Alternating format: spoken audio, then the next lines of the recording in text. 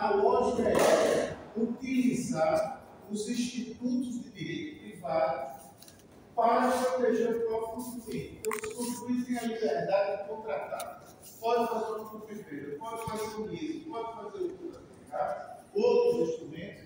Ele usa um instrumento desse, do próprio direito, para reduzir a tributação. Então, o que seria, o caracterizaria uma redução lícita de tributo. Aí existe todo um texto aí de especialistas nessa matéria, estudiosos de planejamento tributário. Quanto mais complexa a legislação, mais possibilidade há de encontrar espaço dentro do próprio direito para reduzir o tributo. Então, essa é uma especialidade que muitos utilizam no Brasil e que, principalmente, grandes empresas, para reduzir imposto de renda, para reduzir contribuições, etc. Esse foco aqui é isso, justamente isso que ele está dizendo. Ele está dizendo que as empresas dos Estados Unidos estão indo para paraísos fiscais do mundo e assim tirando um recurso tributário que seria recolhido nos Estados Unidos para ser não recolhido nesse lugar. Ou recolhido 10 vezes menos e a empresa é que lucra com essa atividade. Então, o planejamento fiscal está na relação tributária entre tributo e direito civil. É utilizar, o código tem 2 artigos tratando disso diretamente, que é o 110 e 109. Só está o 110 do Código Tributário Nacional, que é um estudo para o próximo período. Mas adiante que essa é uma relação do direito tributário com o direito fiscal. A política do Brasil só deixa um instante. Então, quando ele decide baixar o imposto nos Estados Unidos, é justamente para evitar que ocorra esse desvio de recursos para um paraíso fiscal. Por exemplo, ele baixa o imposto para os estadunidenses, para que não haja essa retirada, né, dos recursos dos Estados Unidos para o Brasil como paraíso fiscal. Isso está certo? Ir para o paraíso fiscal está errado. Ele, na verdade, está utilizando uma política para aquilo também. Talvez até semelhante aos próprios outros países. Ele reduziu a carga tributária lá nos Estados Unidos, imposto de renda, porque aqui umas estimativas que estão maravilhosas, tudo de 10% a menos. Então, para um intuito que está fomentando a atividade econômica. Só que tudo isso daí, a gente já viu essa discussão, vai interferir na arrecadação. Então, se ele vai diminuir, diminuir uma carga tributária de imposto de renda, se fosse no Brasil, era uma queda vertiginosa. Se você tirasse 10% do imposto de renda de empresas e pessoas físicas, a arrecadação ia lá para baixo. Só que lá também é um Estado fiscal, ele precisa da arrecadação para dar sustentação às atividades do Estado, mesmo que eles incorporem um sistema de Estado mínimo, né? Aí eu perguntei se isso era exploração de uma guerra fiscal. É? Sim. Com certeza. Você está onde? Aham, tá. Olha, você pode já comprar depois aí, tentar com mais conhecimento aí. Sim, é uma forma de guerra comercial e também diferente, a diferença da guerra comercial e da... Ela é uma guerra comercial também, que está estabelecida. Agora a gente está usando o mecanismo tributário. Sim, exatamente, porque assim, com a globalização, várias empresas americanas transferiram a produção dela para outros países onde os impostos eram menores. Então, assim, eles conseguiam fabricar em outros países e trazer de volta para os Estados Unidos a preços bem competitivos. Certo. Então, a intenção dele, no caso, é consertar um pouco isso. A intenção. A intenção. Ó, um dos artigos está falando assim, que isso eram medidas contra a erosão da base tributária. O que é que significa isso aí?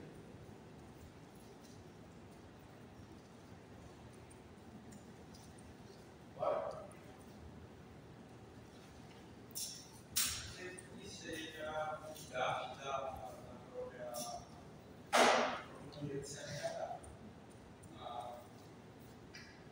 Veja que o Estado precisa da arrecadação e ele precisa de fato Tá, mas veja, eu quero uma abordagem agora que não é dos Estados Unidos, que é aquela abordagem da OCDE, daquelas medidas tomadas.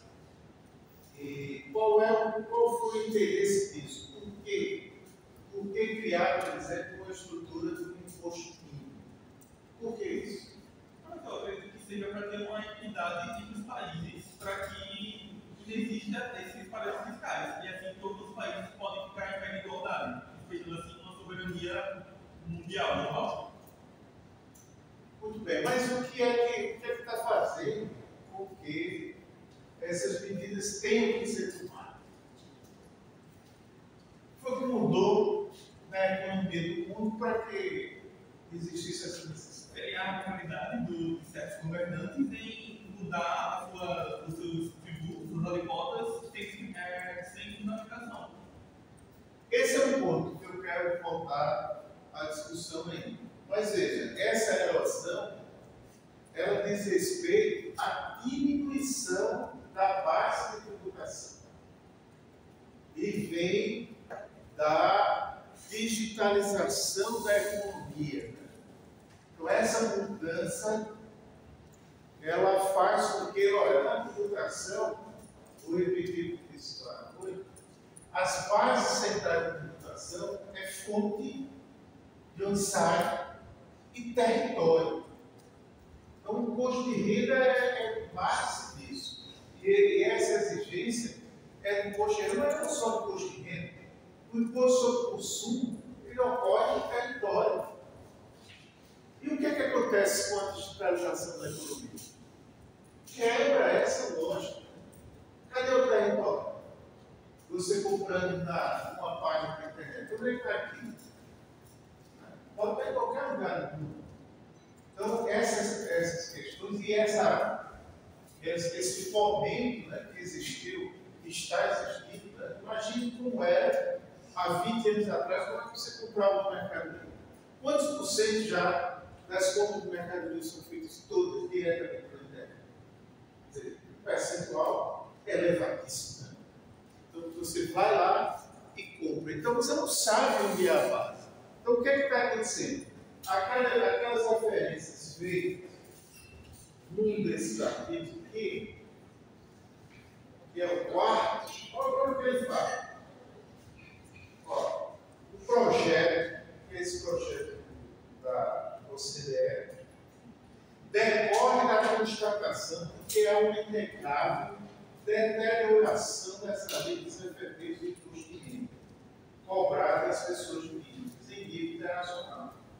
Entre os anos 2000 e 2020, as alíquotas médias efetivas caíram de 36,5% para 26,2% no G20 e de 32,3% para 22,9% na Europa. Quer dizer, uma queda que ele está mostrando aqui de 10% na arrecadação do imposto de renda.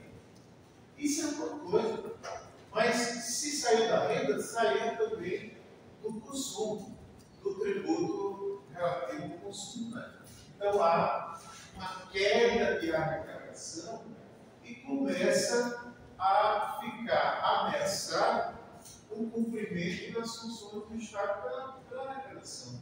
É um Estado fiscal, um Estado que sustenta as suas atividades da tributação. Se não tem tributação, como é que fica? Então, essa é a base central das discussões de mudança, inclusive de cooperação mundial, para buscar saídas que atinjam todos os países do mundo. Eu falo aqui no alcance muito grande, né, de 149 países que concordaram em plantar essa medida que é do imposto. Deixa eu ver aqui, imposto mínimo, né? Sim, mas vamos lá.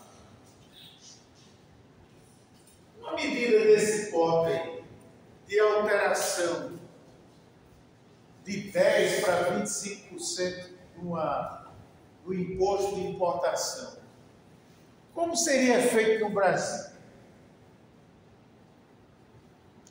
Teria, se fosse o presidente do Brasil fazendo isso, ele teria sustentação jurídica para fazer. Ele seria questionado dentro do Poder Judiciário sobre esse tema. O que acha? No Brasil, o imposto de importação tem tratamento diferente para o imposto de renda, por exemplo. Existe um tratamento, vou tentar uma diferença. Isso daí que ele está dizendo, de subir de 10 para 25, é subir a alíquota do tributo, né? Que é percentual que se aplica sobre a base de cálculo de determinado. Então, o que é que ocorre? No Brasil, essa matéria é matéria de reserva de lei. Então, só é possível criar tributo, definir fato gerador do tributo, estabelecer a lei do tributo por lei 97 do Código Tributário Nacional. Mas no Brasil também há uma flexibilização de alguns tributos que estão envoltos com a economia do país. Importação e exportação é deles. E aqui tem tratamento diferente para permitir que o Poder Executivo faça essa alteração, algo parecido com o que ele está fazendo lá. Só que dentro de um limite de lei. Então você tem a lei é o limite das alíquotas, vamos dizer 60, 70, os 50, 40. E o ato do Executivo aumenta e diminui. Ele não está sujeito à lei para aumentar ou diminuir, porque ele tem uma flexibilidade aí do princípio da legalidade e da legalidade também, porque precisa responder rápido, né? Então, uma necessidade de ingresso de uma mercadoria que está faltando dentro do país. Ou a via tributária que vai fazer diminuir o valor desse tributo na entrada para facilitar a entrada. Se for o contrário, vai aumentar. Então, essa flexibilização existe aqui no Brasil também. Mas eu diria, esse ato dele lá está fundamentado dentro do direito.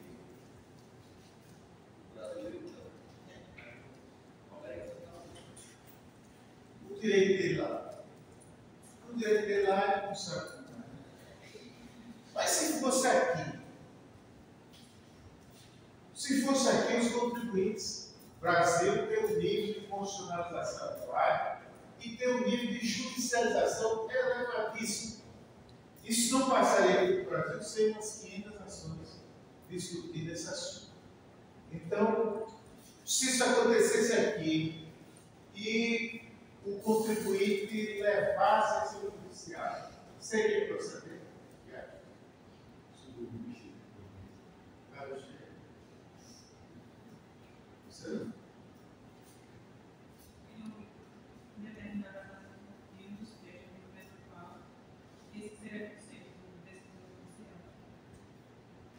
Veja, é porque até assusta, né? Eu fico assustado com o Estado de Direito dos Estados Unidos, né? Isso que é o respeito. O Estado de Direito é o Estado envolvido pelo direito, não é pela pessoa. Então, lá não sou eu que faço, eu que faço aquilo. Está dizendo aí que é um ato do Poder Executivo do Brasil, mesmo flexibilizado, é um ato e é ato de poder, de decisão, e todo ato de decisão tem que ter fundamentação. Então, mesmo que ele não coloque, então, fica machorada na letra tal, de 10 para 15 ou para 20. Quando se levar essa discussão para o judiciário, vai ter que justificar. E esse ato só vai se sustentar se tiver justificativa adequada no direito. Tá? Não parece que isso vai acontecer agora. É o direito da força, né? O direito da bravata, ninguém sabe direito o que é que isso vai dar. Mas o que é que assusta para a gente são decisões públicas dadas como se fosse um governo império. E não ter a fundamentação, e primeiro, um dos principais de todos, o controle do poder. Então, o poder tributário envolve o controle dele. E o controle tem que ser feito pelo legislativo e pelo judiciário depois disso. Então, o legislativo ele sai aqui quando flexibiliza a possibilidade de o presidente da República aqui no Brasil fazer isso, modificar a lei de importação e exportação. Né? Flexibiliza, mas isso não retira o conteúdo de um ato público e a fundamentação dele para ser controlado. Aí veja, eu botei uma questão aqui que foi essa 4. Destaque os efeitos das medidas tributárias das atividades econômicas privadas envolvidas. As taxações são definidas pelo Estado, mas as operações, a operação de compra e venda de mercadorias, objeto de intervenção estatal, são empresas privadas. Essas intervenções podem gerar dano material? Olha, quem é que fornece a taxa no Brasil? É que se deve justificar aquela comunidade. Mas vamos dizer, essas operações que estão sendo feitas, eu quero dizer o seguinte, né? A tributação é decidida pelo poder público, mas a negociação de venda de aço no Brasil e nos Estados Unidos são empresas privadas. Então, eu estou perguntando, esse ato tributário pode gerar dano para o contribuinte? Olha, vamos imaginar uma operação que tenha sido feita de 100 milhões de reais entre empresas do Brasil e dos Estados Unidos para vender aço. A tributação era 10%. A tributação do curso, a venda foi tabulada para ser feita no ano passado. E vai por a mercadoria agora. Só que ela aumentou de 10 para 25. Isso aumenta o custo da mercadoria para o destinatário, porque quem paga o custo do tributo é o destinatário. Então, no fundo, ele está aumentando o tributo para os próprios americanos. O que é que pode ter aí? Uma reação de determinadas operações que foram feitas não acontecer mais. Compras serem desfeitas, não é isso? Então, agora, veja, 15% de 100 milhões são 15 milhões. Dependendo do tamanho da operação, é valor extremamente significativo. E a minha pergunta é: isso pode gerar indenização? O que acha? Né? Quem responde?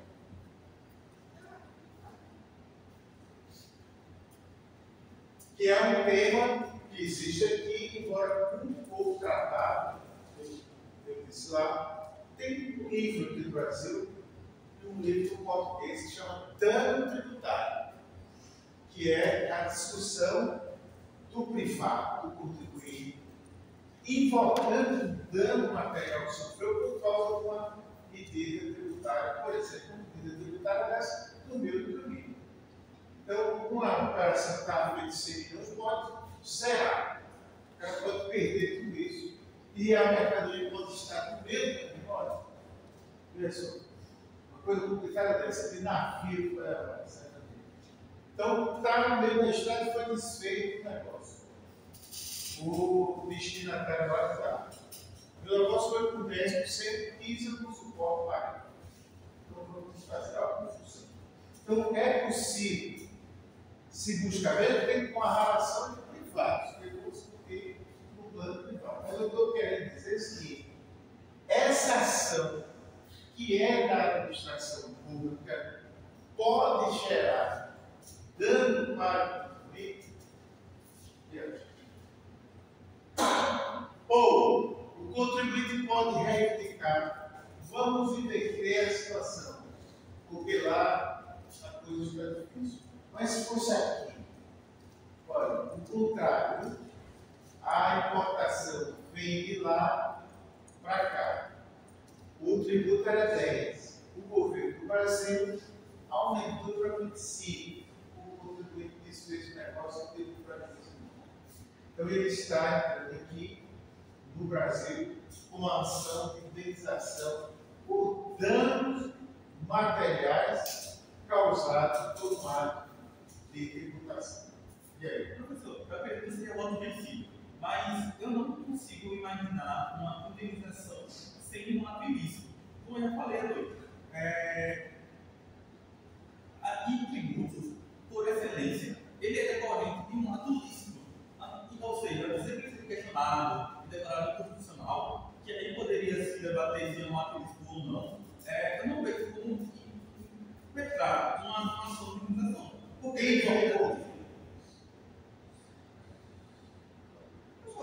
considerando o fato do direito de tributação ser extremamente judicializado, eu acho que pode sim, sem necessidade de declaração de constitucionalidade da norma em caso concreto, será reconhecida sim a possibilidade de indenização por conta dessa acional, principalmente quando é algo infundamentado. Professor, eu queria citar um exemplo, mas aqui no Brasil, não em estado, aqui dentro do Brasil, acho que nos anos 80, com a inflação galopante, o governo teve muito na economia. Aí, se eu não me engano, a Copersucar entrou com processo, diz ela que teve muitos prejuízos com isso ficou muitos anos na justiça e agora, acho que há 5 anos atrás, ela conseguiu uma indenização bilionária, acho que quase 5 bilhões. Entendeu? Vocês aí, acham que pode ter indenização? E para enfrentar essa tese que o autor perguntou ali do ilícito, como é que você enfrentaria isso na discussão do deputado? Parece fácil. O ilícito é o que o governo decide se é lícito ou se não é lícito. Você fez uma lei, não é lícito. Fiz uma lei, agora é lícito. Olha, a discussão do ilícito vai entrar no ilegal ou inconstitucional. Né? Então, se eu vou reivindicar pela justiça, eu vou dizer que esse aumento de 25 não tem fundamento em nada. Foi uma pirraça de Lula para o Vini. Pronto. Cadê a fundamento? Aí vem, mostra, porque aí eu disse, você pode, não faz, o executivo vai editar uma lei e não vai dizer nada. Vai dizer, quando é uma lei, vai ter justificativa do projeto de lei, etc. Mas, se o contribuinte opina isso judicialmente, ele vai ter que responder. Né? Ele vai ter que responder dizendo por quê. Então, a fundamentação dele, se foi compatível com a Constituição ou com a lei, é ilegal. Então, é isso. Então, seria a ilegalidade ou inconstitucionalidade o motivo para a busca da indenização. E mais, eu também queria dizer, isso é coisa de fé. Está aqui na imprensa, isso foi uma briga. Uma pirraça desse daqui, com esse conteúdo, não é é império de direito, pelo menos de ser, completamente questionado isso no mundo. Então, é o controle que existe do poder tributário. Aquela discussão que eu também falei no início sobre o certo temor que existe aqui no Brasil, de corrente de novidade, de dizer até mesmo, olha, cara, a gente não tem poder tributário, o que o cara vai fazer? Isso é poder. Agora, poder desmedido é outra história. Né? Poder sem fundamentação inadequada é outra história também, que deve ser combatida, que deve ser levado ao questionamento judiciário. Então, é bem raro esse estudo aqui no Brasil, mas tem alguns livros. E não tem, assim, muitos precedentes em favor da condenação, mas tem alguns. O segundo tópico aqui da discussão foi desse imposto mínimo global. O Brasil implantou o imposto mínimo global. E o que é isso também? O que é essa história do imposto mínimo global? Vamos lá? Uma forma que ele fez para tentar se adequar às determinações da OCDE, um projeto para, como o senhor falou antes, conter a erosão da base tributária para impedir essa transferência de lucros para países com baixa tributação. Esse projeto é um projeto que mostra cooperação internacional.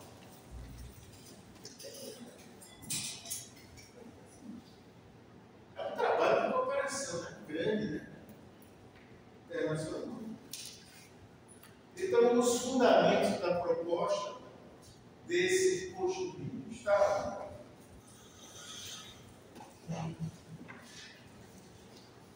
Vamos lá? Foi implementada uma medida provisória para regular esse imposto mínimo global. Simplesmente foi em 2004 foi criada uma lei, a lei de 15.709. O que achar desse imposto mínimo global? Deve fazer. É bom? A ideia é interessante. Mas a desses viagens também Faz o outro usar participando, eu quero fazer isso aqui, nessa discussão. E aceita esse. Em um dos textos citam, acho que é economista, não vou lembrar não, em que ele diz que algumas medidas elas são justificadas pela emissão, só que devem ser vistas executadas. Então, essa questão do imposto mínimo global recai um pouco nisso. Porque, por exemplo, de primeira pode achar que é uma ótima ideia, mas no contexto do Brasil, por exemplo, que as normas tributárias daqui não estão totalmente compatíveis com as normas tributárias internacionais, talvez haja impactos na economia. Vocês concordam que com o imposto mínimo global?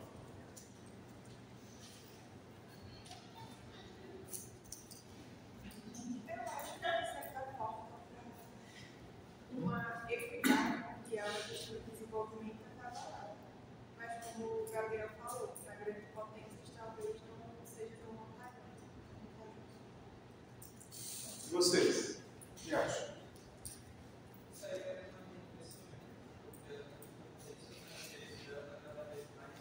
Como?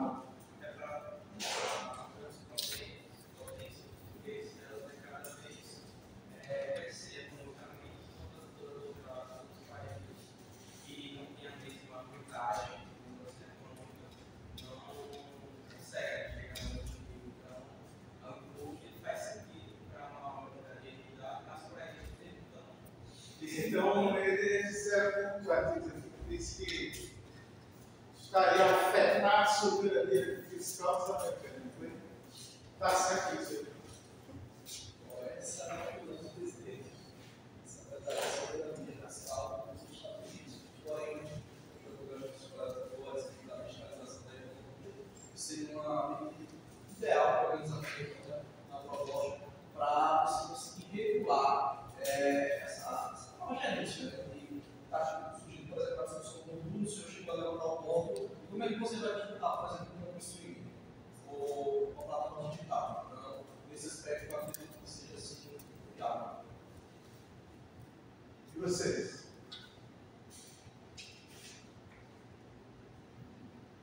É bom isso? Eu concordo com o Mari, eu gostei da opinião do Mari. Eu acho que tem que agradar, né? A cidadania, principalmente para os países como nós, que nem os. Nós aqui não. O Brasil. E como foi que o Brasil resolveu fazer isso?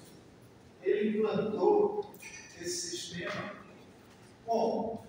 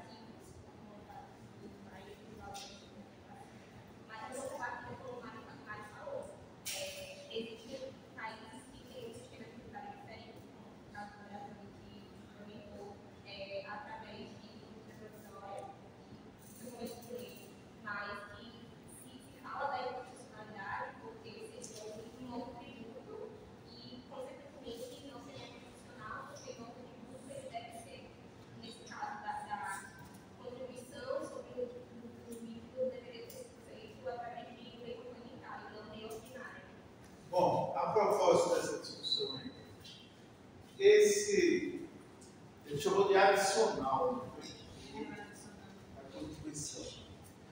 Ele é constitucional, ele defende a inconstitucionalidade desse documento.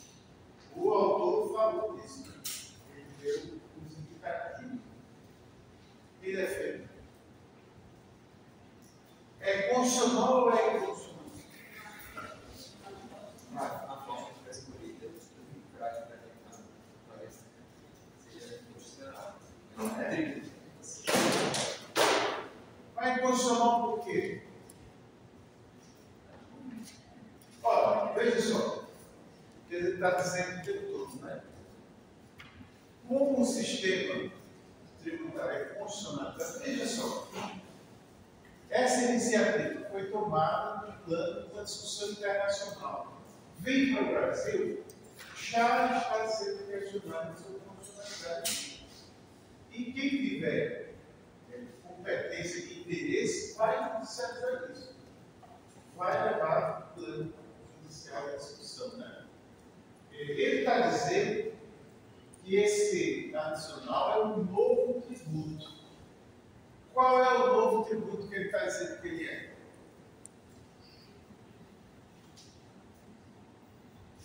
Veja, ele viu essa parte, disse que os impostos, eles têm uma disciplina constitucional bastante fechada.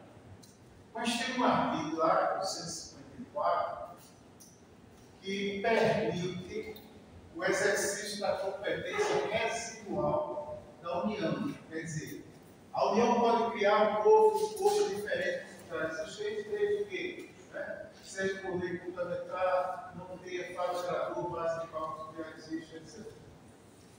Tem uma outra regra dessa, no 195, acho que no parágrafo 4, é o que ele cita aí.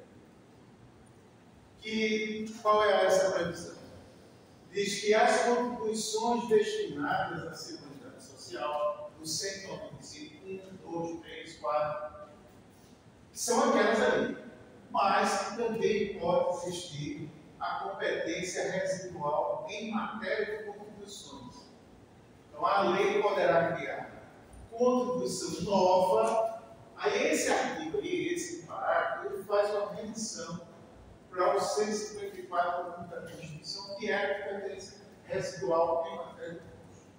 É isso que ele está querendo dizer, que essa competência residual, em primeiro lugar, ela teria que ser viabilizada por lei complementar. Ora, na aula eu lembrei que esse é um ponto das poucas em que o Supremo decide lei complementar, onde não tem que ser lei complementar. Tem que ser 50 para 4. Né? Lá no texto literal diz lei, mas o Supremo entende que para criar uma nova contribuição do custeio da Seguridade Social, diferente da atividade jurídica, precisaria de lei complementar. Por isso é que ele está trazendo essa temática. Né? Então, a tratar isso é viabilizar dizer que é inconstitucional a exigência dessa tributação nova que foi criada.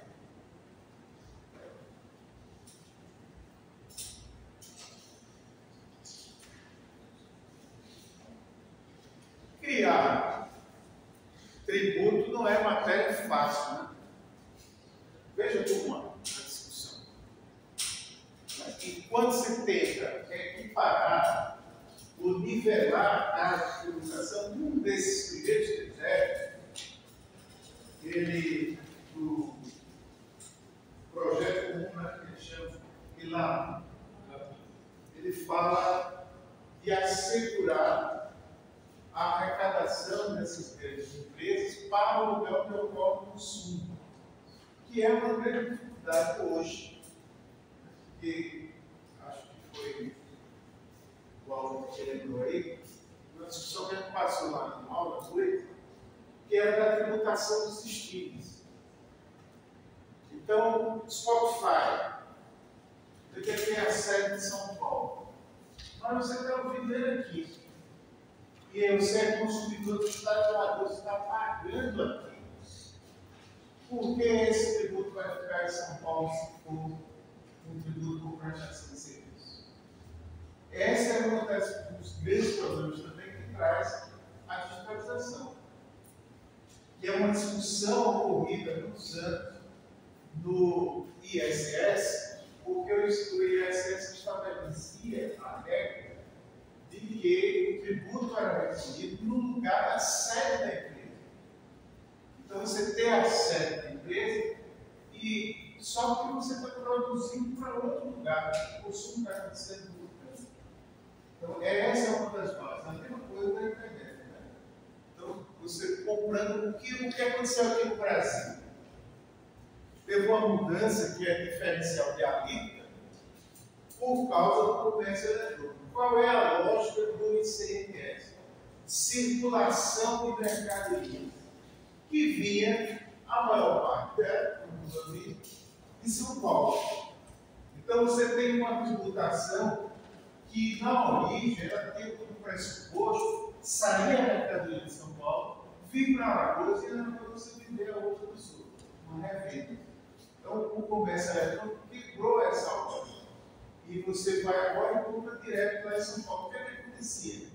A alíquota do imposto de consumo do ICMS ficava todo em São Paulo. Porque o fato gerador tem que sair do país. E você, se você está comprando como consumidor final, o destaque do imposto lá, ele é completo. 17, 18, 19, 53 da renda. Então, não tinha a distribuição entre o Estado de origem e o Estado de destino, que veio uma emenda constitucional para mudar isso e criar a obrigação de diferencial em alíquota em todas as operações que tem. Fica uma parte lá e fica outra aqui no destino. O IBS está mudando completamente a lógica dessa operação, que vai só ter importância a tributação no destino. Então, saiu a mercadoria de São Paulo para aqui, não vai ter mais débito de tributo lá em São Paulo, só vai ter aqui no destinatário. Mas isso aí pela frente. Então, essas discussões mostram, eu quero só trazer para vocês com essa reflexão. Primeiro que a tributação está em todo lugar. Você pode não notar, né? Mas é um alerta para você notar. E que ela pode ser utilizada de várias maneiras. Então, das maneiras positivas, quando se trata de incentivos fiscais, para beneficiar operações, né? E incentivos lícitos. Esse é o meu ponto. Um incentivo que tenha base na Constituição. Quando você discrimina as pessoas que são portadores de doença para reduzir a carga tributária, é uma tributação que parece bastante razoável. Agora, quando você estabelece um tratamento diferenciado para privilegiar, aí é o fundamento que não tem sustentação. Então, agora, entrou na pauta mundial essa discussão toda e mostrando como é que pode ser a medida tributária utilizada em várias formas. E me parece que essas formas não estão bem utilizadas, mas esse é o reflexo que cada país vai fazer nos seus passos. Então, a soberania que ele dita aí parece uma coisa muito esquisita, né? Porque soberania de quê?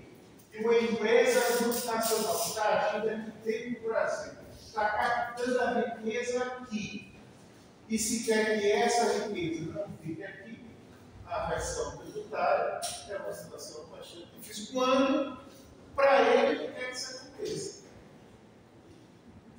É uma coisa que não tem sentido para o país, que é o centro da globalização, de jogar empresas dele em todo lugar do mundo, e ao mesmo tempo não aceitar que os outros lá tenham a mesma tratamento que é dado para ele fora. Aquela discussão, por exemplo, da lei, não sei se são modernos, do TikTok, do filho de carne. O cara dizer que para ele ter que funcionar nos Estados Unidos, tem que ter um sócio americano, é o ápice do protecionismo, que dizem que é atrasado porque aqui. Lá não é atrasado. Então você estabelece um sistema totalmente protecionista, aí vai, o que isso vai gerar? Porque guerra tributária, o Brasil já enfrenta há algum tempo, que é uma guerra interna aqui, de disputa sobre a tributação do consumo. Mas por que isso acontece? Eu estava vendo há uns anos atrás um artigo do professor Brito Machado, que é do Ceará. Hoje tem um filho dele, o Brito Machado, assim. Então ele diz: olha, essa política de incentivos fiscais acontece nos estados do Nordeste porque não existe nenhum fundo nacional para enviar recursos e cumprir essa finalidade, né, de fortalecer a industrialização dos estados do Nordeste. Qual é o mecanismo que os estados tinham? Único, a tributação. Todos os estados, Alagoas tem uma lei e um programa que chama PRODESIM, tributário há mais de 30 anos. Todos os estados do Nordeste têm leis similares a essa, todos tratando desse tema, que foi um dos fundamentos centrais para a reforma tributária. Um dos argumentos é de que esse protecionismo aí e essa busca de incentivos para atrair empresas estava causando dano em todo mundo. Não estava efetivamente beneficiando e a reforma acaba com isso. Não sei se o remédio teria que ser esse, mas a própria reforma também cria fundos nacionais de investimentos. Vamos ver que é uma outra política, uma coisa nova, se isso vai funcionar, tirando, como está sendo tirado, o poder de manejar benefícios fiscais para os estados e para o município. Então, isso acaba. Quem conseguiu na Constituição durante a reforma, conseguiu os tratamentos diferenciados, quem conseguiu, não conseguiu. Quem está responsável por fazer esse reforço nacional? Não tem nem lei ainda. Ele está mencionando na Constituição, na emenda 132 que criou a reforma, né? Mas não tem projeto de lei como vai ser esses fundos ainda não. O projeto foi aprovado, que regulamenta o IBS, né? E tem um outro que está em treinamento, que trata do processo administrativo, do comitê gestor, mas em relação aos fundos, não. Então, o que a gente vê aí é que existe também uma disputa mundial. Vários países que criam sistemas tributários facilitados para atrair investimento para ele. Só que o benefício fiscal quando você atrai para você está tirando de outro lugar. Está tirando de outra base quando é esse tipo de situação. E esse projeto, ele está visando coibir isso. Coibir uma evasão que acontece por causa da digitalização e, essencialmente, essas maiores empresas aí, chamadas Big Techs. Tem vários exemplos deles. Eu ia pegar isso aqui de operações de Microsoft, de Google, internacionais, uma triangulação enorme para operacionalizar planejamento tributário para diminuir bilhões de arrecadação em tributos. Então, esse é um esforço que está sendo feito e esse é um esforço que parece que não vai, que vai ter um tumulto aí, né? Uma trepidação bem grande nesses próximos anos e talvez atrapalhe bastante a evolução das coisas, até porque a retaliação já está direcionada para os países que estabeleceram esse tipo de tratamento como o Brasil está fazendo. Então, ao certo, ninguém sabe o que vai acontecer nos próximos capítulos. Vai ser feita pelas séries que não tem fim, né? Eu não quero entender a lógica dessa série. O cara começa a assistir a série e aí acaba. Sem ter resultado. Quando o artista vai ganhar, aí a coisa acaba a série. O negócio sem lógica, é filme sem fim. E todo mundo assiste, é impressionante. Ou o cara fica esperando o público, vai se tiver acabou. Você espera o resultado do negócio.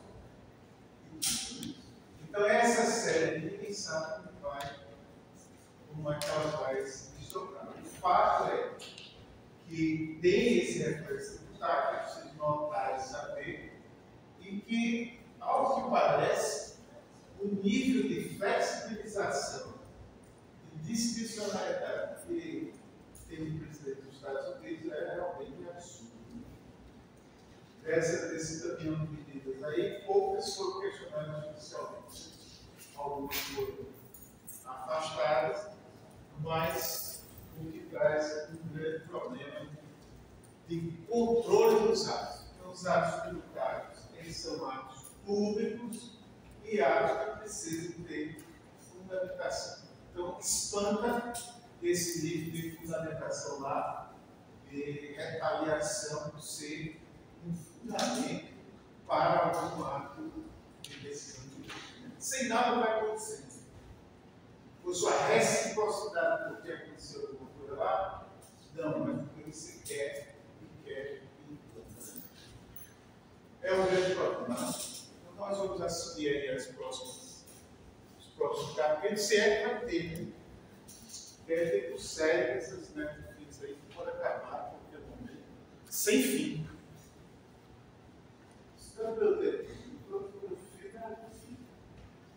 Mas bom, pessoal, vou ficar por aqui com vocês. Espera aí, na próxima semana tem lá. Na segunda não.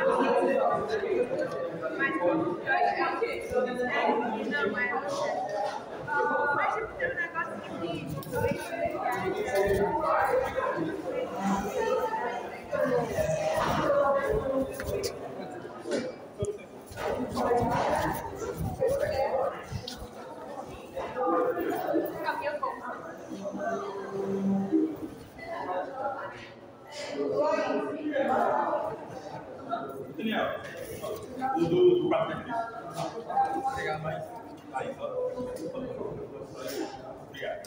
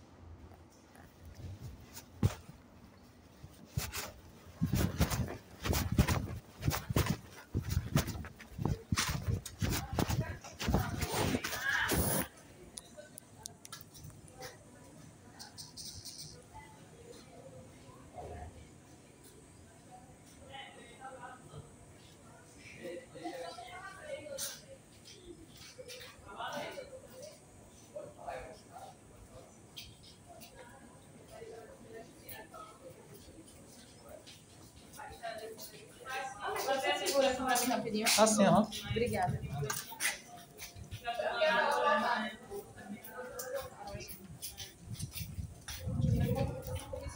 Porque antes eu tava. Ai, obrigada, viu? Nada, tranquilo.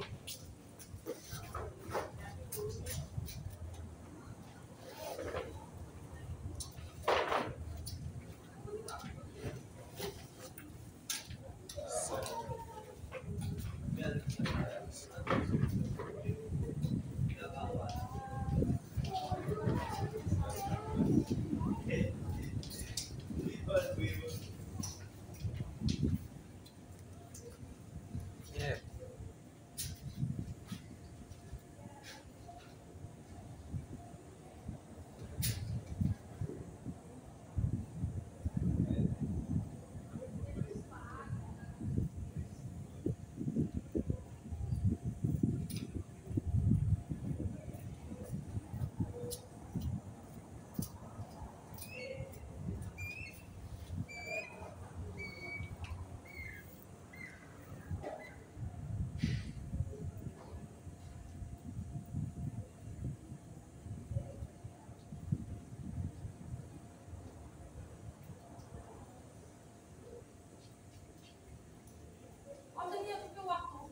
Eita, não vi não.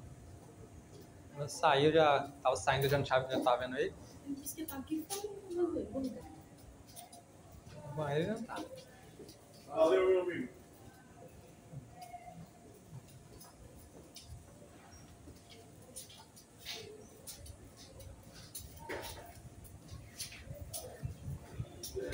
É, tranquilo? Beleza? Tranquilo demais. Traidor. Vai continuar.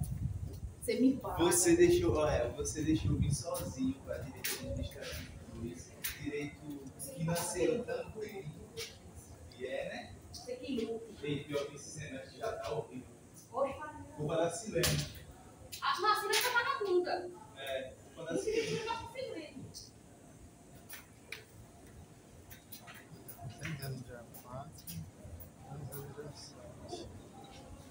Tá.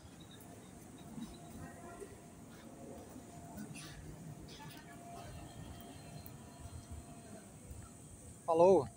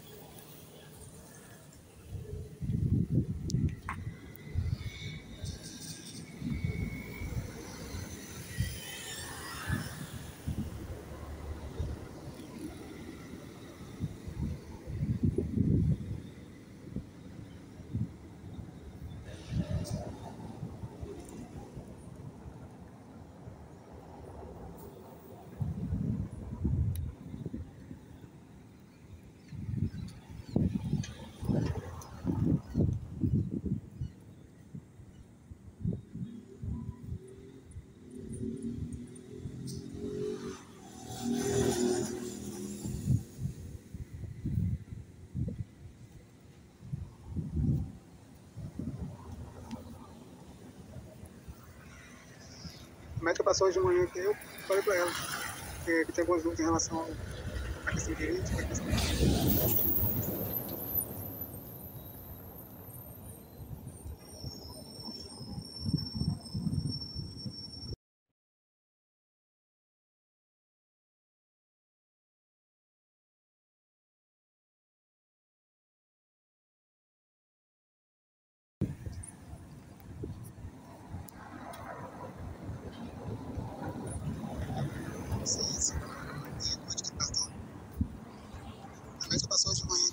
falei pra ela que eu tinha algumas dúvidas em relação à questão jurídica, à questão burocrática, à questão de pessoas com deficiência, como eu adquiro o cartão para estacionamento com pessoa com deficiência, como eu me insiro nessas questões sociais, nessas pautas governamentais para adquirir direitos sociais.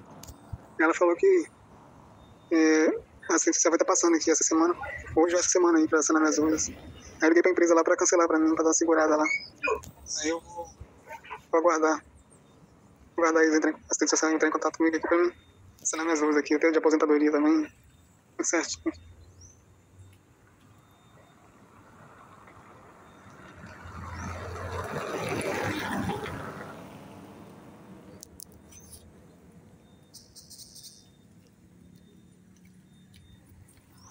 A médica passou hoje de manhã aqui, eu falei pra ela que eu tinha algumas dúvidas em relação à questão jurídica, à questão burocrática, à questão de pessoas com deficiência, como eu adquiro o cartão para estacionamento com pessoas com deficiência, como eu me insiro nessas questões sociais, nessas pautas governamentais para adquirir direitos sociais. Ela falou que a assistente social vai estar passando aqui essa semana, hoje ou essa semana aí, para sanar minhas dúvidas. Aí eu liguei pra empresa lá para cancelar para mim, para dar segurada.